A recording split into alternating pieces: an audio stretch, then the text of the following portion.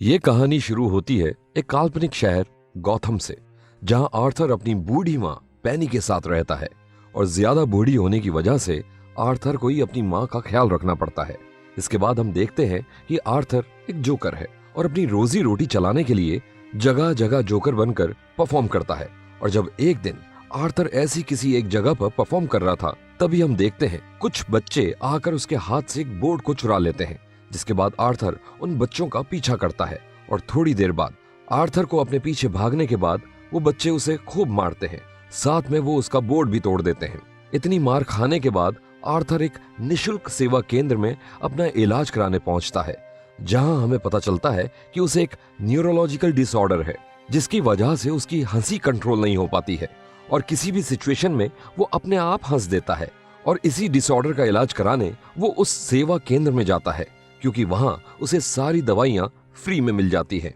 अपनी दवाई लेकर आर्थर अपने घर पहुंचता है, जहां हम देखते हैं पैसों के मामले में उसके घर की हालत ठीक नहीं है। और ये हाल सिर्फ आर्थर का ही नहीं, बल्कि इस चीज से गौतम शहर के ज्यादातर लोग परेशान हैं। इसके बाद हमें पता चलता है कि आर्थर की माँ पेनी ने अपनी जिंदगी के काफी साल उस शहर के सबसे रईस इंसान थॉमस वेन के घर काम किया था, और इसी वजह से पेनी थॉमस वेन को बार बार लेटर लिखा करती थी, ताकि वो उन्हें उनकी तकलीफों से बाहर निकालने में उनकी कुछ मदद करे।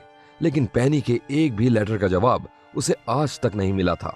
इसके बाद हम देखते हैं कि गौतम शहर में एक लाइव टीवी शो आता है, जो कि पूरे गौतम शहर में बहुत पॉपुलर है। और इस शो में लीड है मरी फ्रैंकलिन, जिन्हें आर्थर भी बहुत पसंद करता है। और इसी वजह से आर्थर एक बार इस शो में भी गया था, जहां वो पहली बार अपने आइडल मरी से मिल पाया था। इसके बाद अगले दिन की सुबह होती है और हम देखते हैं कि आर्थर ऑफिस में अपने सारे कलीग्स के साथ काम पर जाने के लिए तैयार हो रहा है कि तभी वहां उसका एक कलीग रेंडल उसे आकर सेल्फ डिफेंस के लिए एक गन देता है, क्योंकि उसे पता था कि उन बच्चों ने उसके साथ क्या किया था। इसके बाद आर्थर अपने बॉस से मिलने जाता है, जहां उसका बॉस उसे वो बोर्ड लाने को कहता है, जो बोर्ड उन बच्चों ने आर्थर से छीनकर तोड़ दिया था। और अगर आर्थर वो बोर्ड वापस नहीं ला पाया तो उसके पैसे उसकी सैलरी से ही कटेंगे। ये बात सुनकर आर्थर बहुत गुस्सा हो जाता है और अपना काम खत्म करने के बाद आर्थर अपने अपार्टमेंट में जाता है, जहां जाते जाते उसे एक सिंगल मदर सोफी मिलती है, जो उसके साथ वाले अपार्टमेंट में ही नई नई शिफ्ट हुई थी। अब रात को आर्थर अपनी नई नई गन से खेल रहा था, तभी मजाक मजाक में उससे अपने घर में ही गोली चल जाती है, जिससे वो बहुत डर जाता है। इसके बाद हम देखते हैं कि आर्थर सोफी का पीछा करता है और जहां जहां वो जाती है वो उसके पीछे पीछे जाता है। जिसके बाद उसी रात को सोफी उसके अपार्टमेंट में उससे मिलने आती है, जहां वो उससे पूछती है कि क्या वो आज उसका पीछा कर रहा था, जिसके जवाब में आर्थर उसे सब कुछ सच सच बता देता है। और यहां से उन दोनों की बातें होना शुरू हो जाती हैं। जिसके बाद आर्थर उसे अपने स्टैंड अप कॉमेडी शो के लिए इनवाइट करता है। इसके बाद अगले दिन की सुबह होती है और हम देखते हैं कि आर्थर एक हॉस्पिटल में बच्चों के लिए परफॉर्म कर रहा था कि तभी वहां परफॉर्म करते करते उसकी पैंट से वो गन बाहर गिर जाती है और वहां मौजूद सभी लोग उस गन को देख लेते हैं। लेकिन आर्थर के बॉस को ये बात बिल्कुल पसंद नहीं आती है, जहां वो आर्थर को बताता है कि रेंडल ने उसे बताया कि उसने वो गन रेंडल से पिछले हफ्ते ही खरीदी है। जिसके बाद आर्थर का बॉस आर्थर को नौकरी से निकाल देता है। इसके बाद आर्थर जोकर का मेकअप उतारे बिना ही मायूस होकर ट्रेन से अपने घर वापस जा रहा था कि तभी वहां ट्रेन में 3 लड़के मिलकर एक लड़की को छेड़ रहे थे, जिन्हें देखकर आर्थर एकदम से हंसना शुरू कर देता है, जहां उसकी डिसऑर्डर की वजह से वो अपनी हंसी रोक नहीं पा रहा था। जिसकी वजह से वो तीनों लड़के उस लड़की को छोड़कर आर्थर को पीटना शुरू कर देते हैं। और तभी आर्थर अपनी बंदूक निकालकर उनमें से 2 लोगों को वहीं शूट कर देता है, और जबकि तीसरा लड़का वहां से भाग जाता है। जिसके बाद आर्थर उसका पीछा करता है और फाइनली उसे पकड़कर अपनी सारी बची गोलियां उसकी बॉडी में उतार देता है। जिसके बाद आर्थर वहां से भाग जाता है और वहां से दूर जाकर एक वॉशरूम में खुद को लॉक कर लेता है, जहां हम देखते हैं कि आर्थर उन सभी को मारने के बाद बहुत खुश था और उसे उन्हें मारने से बहुत खुशी मिली थी। अब अगले दिन की सुबह होती है और हम देखते हैं कि उन तीनों लोगों की मौत की खबर टीवी पर दिखाई जा रही थी। और तभी टीवी पर थॉमस वेन आता है, क्योंकि वो तीनों लोग उसी की ही कंपनी में काम किया करते थे। अगले दिन आर्थर अपनी दवाइयां लेने जाता है, जहां उसे पता चलता है कि शहर में मंदी होने की वजह से उस सेवा केंद्र की फंडिंग को बंद कर दिया गया है, जिसकी वजह से अब वो सेवा केंद्र बंद होने वाला है और आर्थर को भी अब अपनी दवाइयां फ्री में नहीं मिल पाएंगी। इसके बाद आर्थर अपने सब दुख भुलाकर अपने स्टैंड अप कॉमेडी शो में परफॉर्म करने जाता है, जहां उसने सोफी को भी बुलाया हुआ था। लेकिन जैसे ही आर्थर वहां अपनी परफॉर्मेंस शुरू करता है, उसे तभी वहां हंसी आ जाती है, जिसके बाद वो अपने डिसऑर्डर के कारण पूरे शो में बस हंसता ही जाता है। लेकिन किसी तरह वो अपनी परफॉर्मेंस को कंप्लीट करके वहां से निकल जाता है। ये सब होने के बाद आर्थर अपने घर पहुंचता है, जहां पहुंचकर वो पहली बार अपनी मां का लेटर पढ़ता है, जो वो हमेशा थॉमस वेन को भेजा करती थी, जिसे पढ़कर उसे पता चलता है कि उसके असली पिता थॉमस वेन है।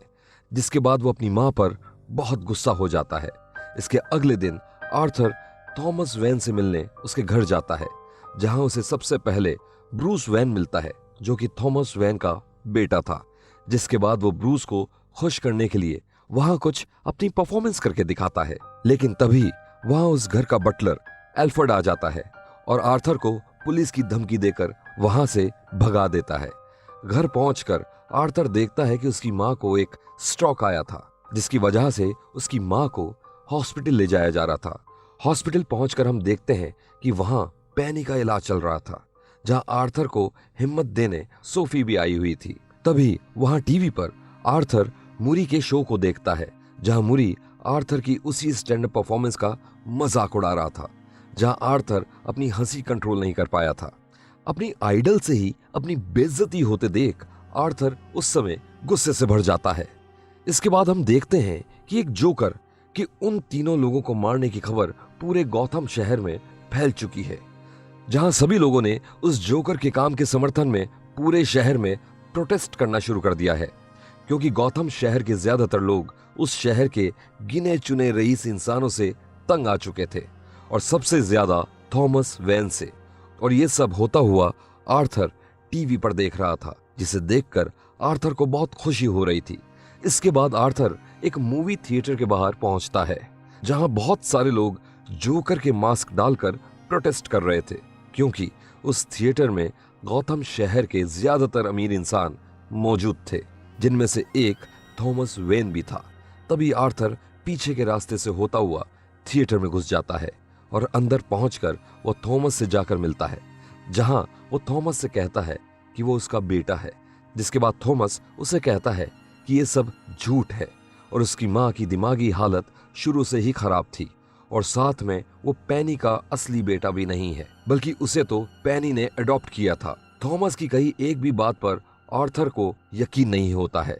इसके बाद आर्थर इसी कंफ्यूजन के साथ अपने घर जाता है, जहां उसे मूरी की टीम से एक कॉल आता है और उसे पता चलता है कि मूरी ने उसे अपने शो में बुलाया है, जहां जाने के लिए आर्थर मान जाता है। इसके अगले दिन आर्थर अपनी मां की मेडिकल हिस्ट्री जानने के लिए आर्खम स्टेट हॉस्पिटल जाता है, जहां अपनी मां की मेडिकल हिस्ट्री पढ़कर उसे पता चलता है कि सच में पैनी ने उसे अडॉप्ट किया था, और साथ में आर्थर को यह भी पता चलता है कि उसकी मां का एक बॉयफ्रेंड था, जो कि उसे और उसकी मां को बहुत मारा करता था। उसी इंसान ने एक बार आर्थर के सिर पर इतनी जोर से मारा था कि उसका दिमाग परमानेंटली डैमेज हो गया था, और उसी वजह से आर्थर को वो न्यूरोलॉजिकल डिसऑर्डर हुआ था, जिसके कारण उससे अपनी हंसी कंट्रोल नहीं हो पाती है। इसके बाद आर्थर सोफी से मिलने उसके अपार्टमेंट में पहुंचता है, जहां सोफी उसे देखकर ऐसे रिएक्ट कर रही थी कि जैसे आर्थर उसके लिए कोई अजनबी हो। और तब आर्थर को समझ में आता है कि आज तक जो भी पल उसने सोफी के साथ बिताए थे, वैसा कुछ भी असलियत में नहीं हुआ था, बल्कि वो सब चीजें तो उसके दिमाग का बनाया हुआ एक धोखा था। अब अगले दिन आर्थर अपनी मां से मिलने हॉस्पिटल जाता है, जहां वो गुस्से में आकर अपनी मां की सांस रोककर हत्या कर देता है। इसके बाद आर्थर अपने घर जाता है, जहां हम देखते हैं कि वो ये सब करने के बाद बहुत खुश है और अपना जोकर का मेकअप लगाकर और अपने बालों को हरा कलर करके मूरी के शो में जाने के लिए तैयार हो रहा है कि तभी उसके अपार्टमेंट में उससे मिलने उसके पुराने कलीग्स रेंडल और गैरी आते हैं। लेकिन तभी एकदम से आर्थर रेंडल पर हमला कर देता है और उसकी बर्बरता से हत्या कर देता है, और यह सब देखकर गैरी बहुत डर जाता है और आर्थर गैरी को वहां से सुरक्षित जाने देता है, क्योंकि गैरी ने कभी भी काम पर उसका मजाक नहीं उड़ाया था।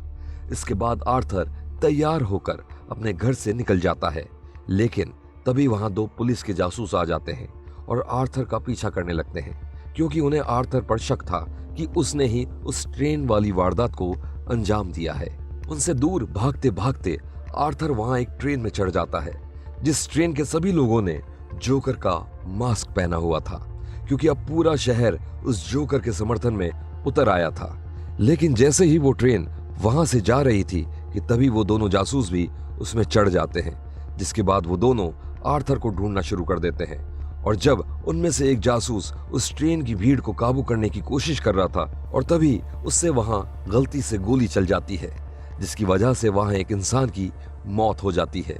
जिसके बाद उस ट्रेन की सारी भीड़ उन्हें ट्रेन से बाहर निकालकर पीट पीट के मार देती है, और आर्थर उन्हें मरता हुआ देखकर खुशी खुशी वहां से चला जाता है।